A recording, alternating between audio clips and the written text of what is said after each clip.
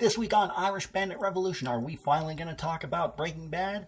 You're goddamn right. This week we'll be ranking all 5 seasons of Breaking Bad. I'll be letting you know which one is my overall favorite. Not that there was a bad season in the bunch, but we'll get to that right away. Irish Bandit Revolution begins now.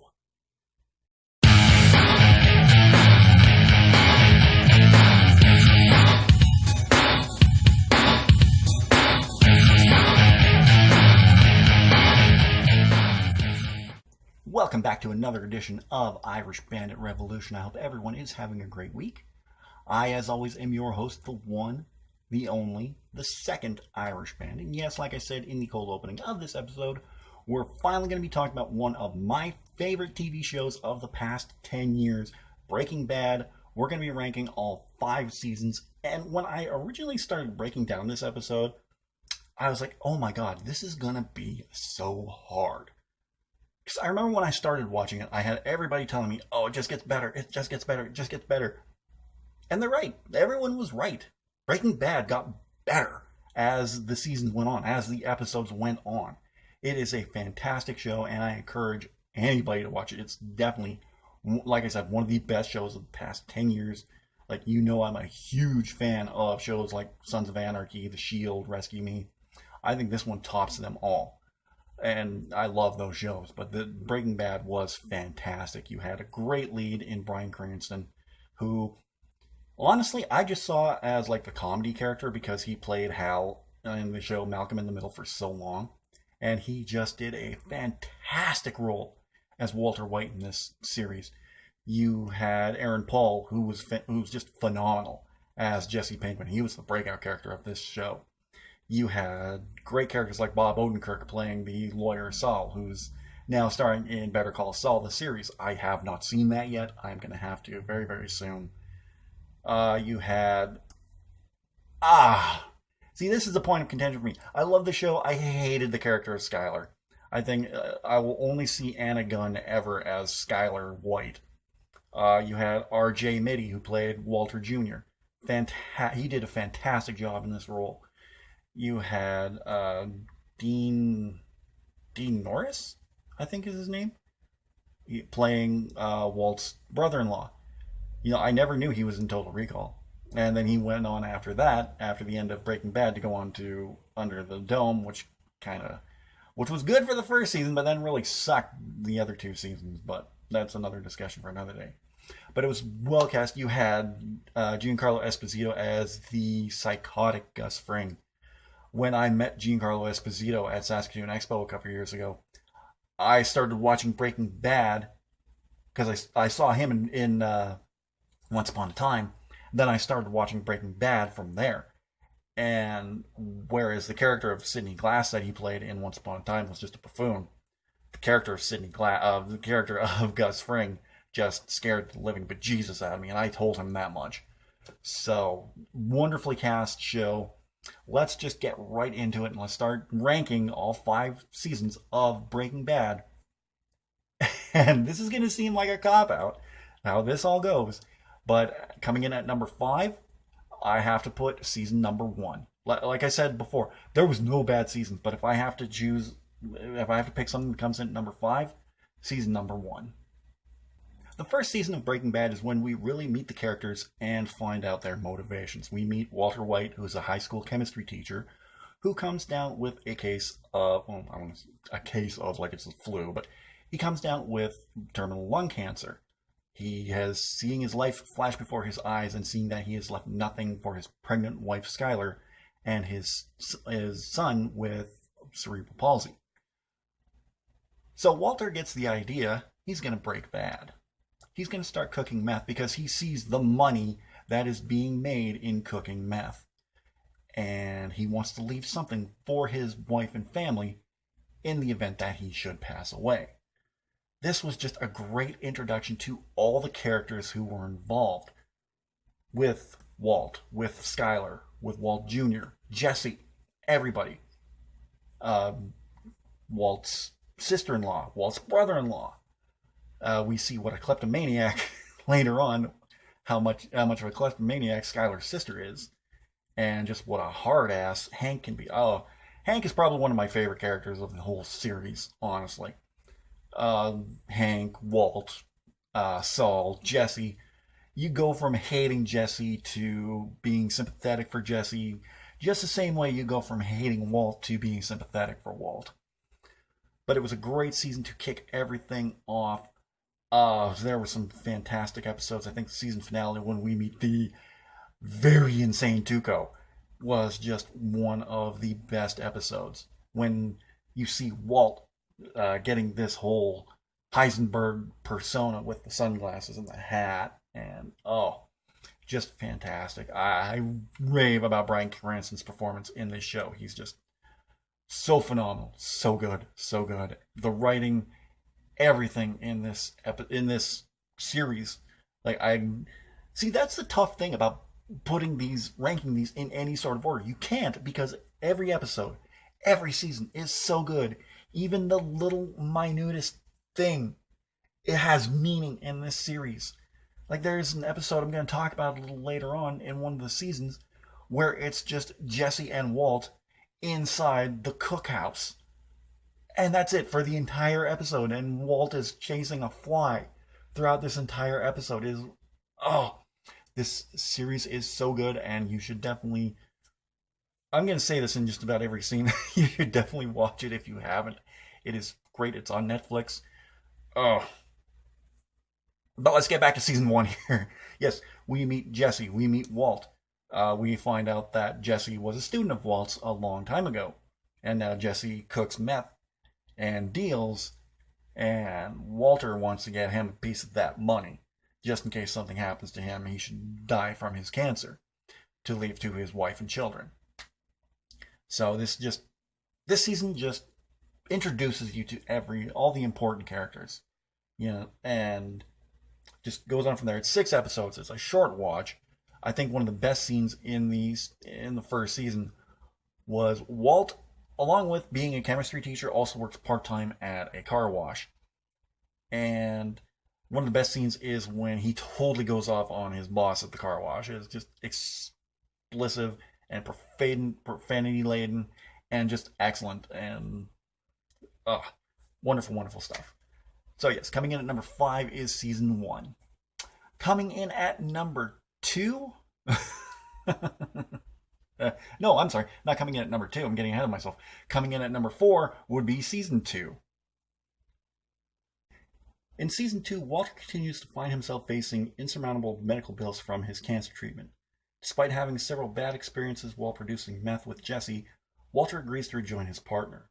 The two begin producing meth but run into problems. Jesse's friend Badger is arrested while selling meth in a sting operation. Walter hires a lawyer, Saul Goodman, that was his name. Yes, this season 2 was the first time we meet Saul. To help Badger, Walter and Jesse drive a recreational vehicle into the desert and produce meth for 4 days. Later, Combo, another of Jesse's friends and distributors, is killed by a rival gang for selling meth in their territory. Sal suggests the two find a new distribution model. Throughout this, Jesse has been building a relationship with his neighbor and landlady, Jane Margulis. Jane, who is a recovering addict, relapses, and the two begin doing heroin. Sal finds him a new business partner, Gus Fring. Yeah, this is also the season we meet Gus. Ooh. Chills. Who is willing to pay $1.2 million for the 38 pounds of meth they produced. Walter hastily delivers the product to Gus, but misses his daughter's birth. Walt withholds Jesse's half of the money because of his drug use, but Jane finds out about it and blackmails Walt. Walt visits Jesse's house to witness Jane overdosing and choking on her own vomit. And that's where I'm going to leave that, because that's going to give way too much away. So yes, that's the basic synopsis of Season 3. In Season 3, we meet Saul Goodman, we meet Gus Fring, and we kind of stick with Saul for the rest of the series, but Gus, we don't see him, we see him this season, and I think Season 3, but after that we don't see him again. I'll get to that in a little bit. Season 2, just as good as the first season, if not better. We see the relationship between Jane and Jesse develop. We see that they care for each other so much, and then that just comes to a bitter, bitter end. Just just heart-wrenching to see what happens there. So yeah, season 2 is just as good, if not better, than season 1. Coming in at number 3, it's season 3. I think you guys are seeing where this is all going. In season 3, Walter wishes to reunite his family, but Skylar is still suspicious of Walter's second life. Walter believes he can mend the tension between them by confessing to her that he's been producing meth. Skylar is appalled by the confession and demands a formal divorce. Meanwhile, Gus offers to pay Walter $3 million for 3 months of his service. He even offers to provide Walter with a state-of-the-art production facility and brilliant lab assistant, Gail. Jesse is continuing to produce and sell meth by himself. Hank is working with the DEA to investigate Jesse and is slowly gathering evidence to make an arrest. He survives an assassination attempt made by Tuco's twin cousins and manages to kill one of the assailants and critically injure the other, who is later assassinated by Mike in the hospital. Oh yeah, Mike, we meet him along the way too. He's a wild card. Hank suffers critical wounds but survives. Jesse threatens to report Walter to police if he is arrested, but Walt offers him Gail's position at the lab. After obtaining the position, Jesse begins stealing meth from the lab and selling it in secret on the side. Jesse gets romantically involved with a woman he meets in his rehab group and learns her kid brother, age 11, was put up by Gus and his street dealers to kill Combo. Jesse decides to avenge Combo. Walter aids Jesse in escaping from Gus's wrath. Gus begins to lose trust in Walter and asks Gail to take over the lab. He orders his henchmen to kill Walter and Jesse. After he's abducted by the henchmen, Walter instructs Jesse over the phone to kill Gail in order to force Gus not to kill Walter. So when everybody kept telling me that, oh, it gets better, they weren't wrong. Season 3 was just outstanding. It was such a great season with all the story arcs going on with Jesse and Walt. And you had Gus, like it said, losing the trust in Walt. And it was just, wow. You know, everyone was not lying when they said that Breaking Bad got better as the seasons went on. And that continued on into season 4, which coincidentally enough is number 2. In season 4, Jesse follows Walter's instructions and murders Gail. Gus decides to discipline the two by enforcing stricter policies at the lab. He also tries to break Walter and Jesse's friendship by assigning them to separate work details. While Walter works in the meth lab, Jesse escorts Mike and one of Gus's enforcers to retrieve payments and provide backup. Walter and Jesse become increasingly distant from and hostile to each other. Meanwhile, Hank, who has been recovering from his last engagement with the cartel, finds evidence linking Gail to Gus. He believes Gus is a major drug distributor and starts looking for tangible evidence to file charges. Gus realizes Walter's close ties with Hank could jeopardize his entire operation. Gus fires Walter and informs him Hank will be killed. He also warns Walter that if he intervenes, his entire family will be murdered. Jesse and Walter put their differences aside and agree to murder Gus, convincing former cartel enforcer Hector Salamanca to detonate a suicide bomb. Hector succeeds in this endeavor, killing himself, Gus, and Tyrus, Gus's henchman. Walter and Jesse then destroy the meth lab, and Walter declares to his wife, "I won." Wow, that scene at Gus's end was one of the most brutal scenes that I have ever witnessed in a television series, ever. When the bomb went off, yeah, I'm giving away major spoilers, so if you don't want to hear anything else, tune out now. Come back a little bit later. But tune out now. Cover your ears. I'm just going to do that. When the bomb went off, I was like, holy shit. And then he walked out straight in his tie. No, how could he survive that? And then the camera panned around. You saw half of Gus's face, and that was it. The rest was gone. I was like, holy crap. That's brutal, man. Oh, that made my skin crawl. And then he's like, boom, drops out of frame and dies. And holy shit, the reign of terror by Gus Fring is over. Yes, Walt won that one. No doubt about that. Season 4 was such a trip from start to finish, and I loved every second of it. It was fun, it was fast paced, it was in your face, and the Gus's death is one of the most brilliant things that I've witnessed ever. And again, it only got better from here as we go into my number one favorite season. Yeah, you've seen it coming. It also has my number one favorite episode in Ozymandias, talking about the final season of Breaking Bad, Season 5. On August 14th, 2011, AMC announced that Breaking Bad was renewed for a fifth and final season consisting of 16 episodes. Season 5 was split into two parts, each consisting of 8 episodes. The first half premiered on July 15th, 2012, while the second half premiered on August 11th, 2013. In August 2013, AMC released a trailer promoting the premiere of final season, with Bryan Cranston reading the poem Ozymandias by Pierce Brish Shelley over time-lapse shots of Breaking Bad locations. I am not good with names if you can't tell. Okay, here's a synopsis of Season 5. Following Gus's death, Walter partners with Jesse and Mike to create a new meth production and distribution operation. Mike handles all business aspects of the partnership, while Walter and Jesse work with a team of house fumigators to produce meth in tented houses. Hank and the DEA are able to identify 9 prison inmates and 1 lawyer with criminal ties to Mike. Walter kills Mike and is fearful that the information will flip on Walter's operation since Mike is no longer able to pay them to keep them quiet. He hires Jack Welker, the leader of an Aryan Brotherhood gang, to kill the 10 informants from within prison. Walter's business continues unimpeded until he decides to retire after accruing $80 million, which Skyler has been keeping in a storage unit. Later, Hank is invited to the Whites' home, where he unintentionally stumbles upon Walter's copy of Walt Whitman's Leaves of Grass with a signed message from Gale from the past season. I'm not even going to try to pronounce that last name because, wow. He realizes that Walter is the infamous Heisenberg and secretly restarts the investigation. Hank forms an alliance with Jesse, who now despises Walter for all his wrongdoings. Left with no options, Walter buries the money in the desert. I'm not even going to try to pronounce that. Tuhali Desert, and hires Jack again to murder Jesse. Walter attempts to confront Jesse in the desert, but instead Hank traps and arrests him. Welker's gang arrives and engages Hank in a fierce firefight. Jack executes Hank despite Walter's pleas.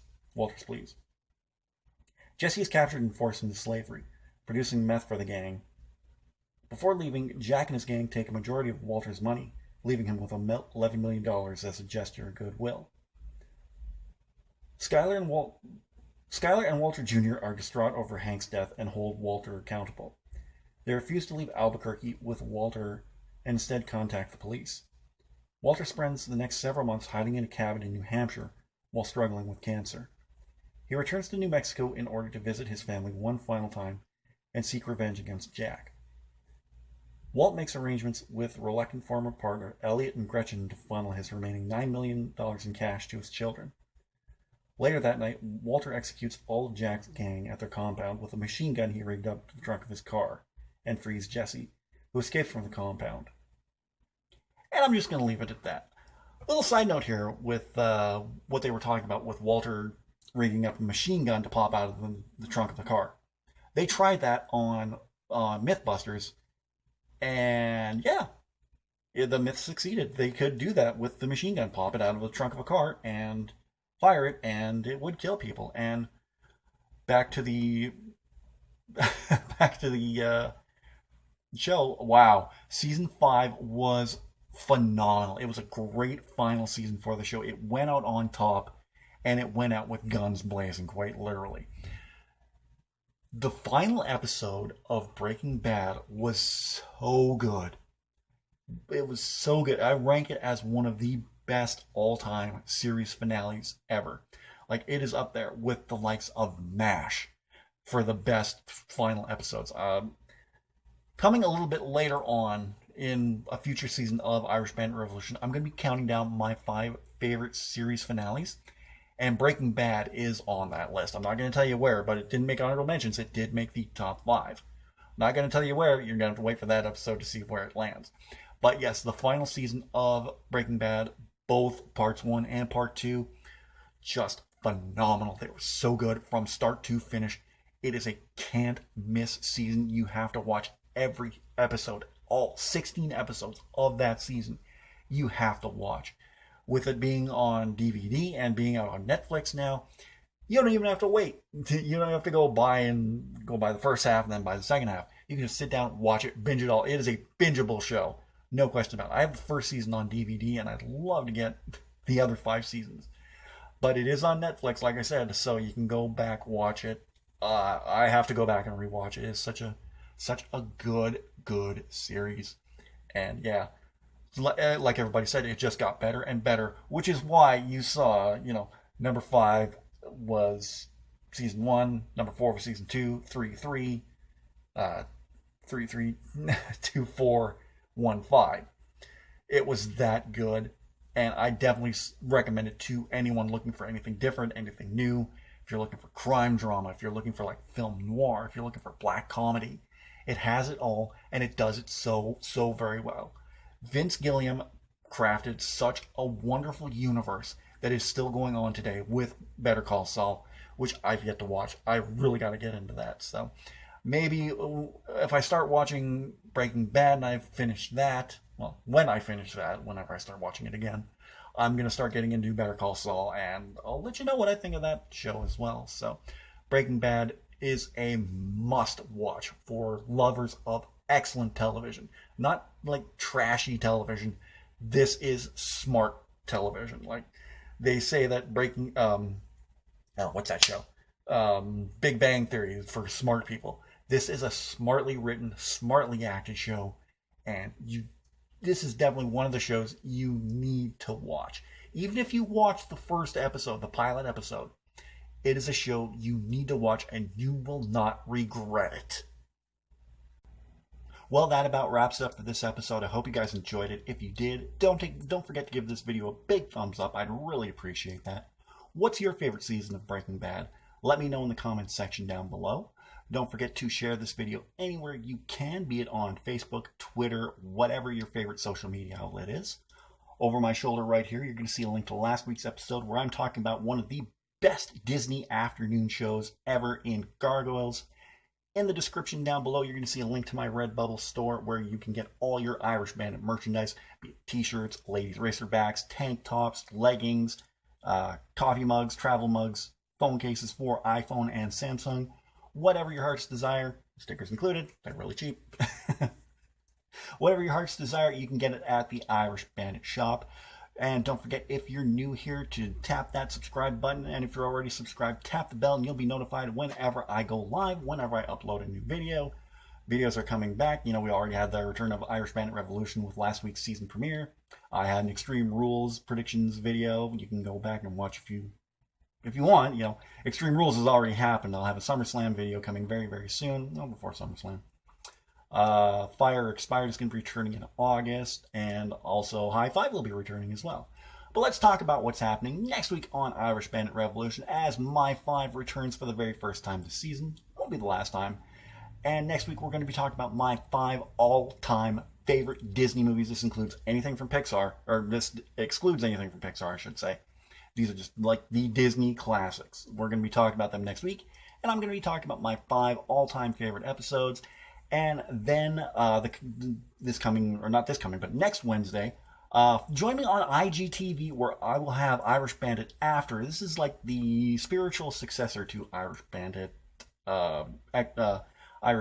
Extra. I'm going to be talking about the honorable mentions on Irish Bandit After on IGTV, so join me there for that. All right, well, guys, thank you for joining me this week, and I will talk to you again next week for that High Five. And have a great week, and I'll talk to you again very soon. Oh yeah, and I'm the Bandit, and I'm out of here. Forgot my own catchphrase. See ya.